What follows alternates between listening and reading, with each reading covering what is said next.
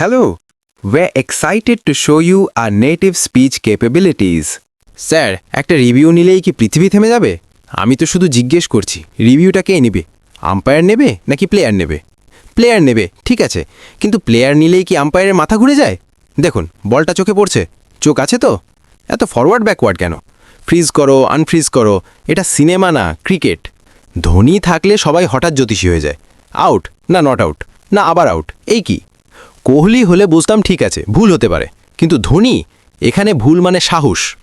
দর্শকরা টিভিতে দেখছে, ওরাই তো সব জানে, তাহলে আমরা কেন মাঠে? আম্পায়ার, আপনি স্ক্রিনে নিজের সাথেই আলোচনা করছেন কেন? বারবার রিভিউ নিলে খেলা এগোবে কিভাবে? বোলার উইকেট পাবে না, ব্যাটসম্যান ঘামবে না, শুধু রিমোট ঘামবে।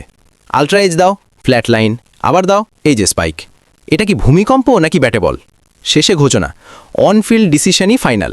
মানে এত কষ্ট করে টিভি চালিয়ে কি পেলাম? মাইক দাও, আমি সিদ্ধান্ত নিতে প্রস্তুত। আজ থেকে আমি থার্ড আম্পায়ার না, আমি শুধু রিমোট অপারেটর।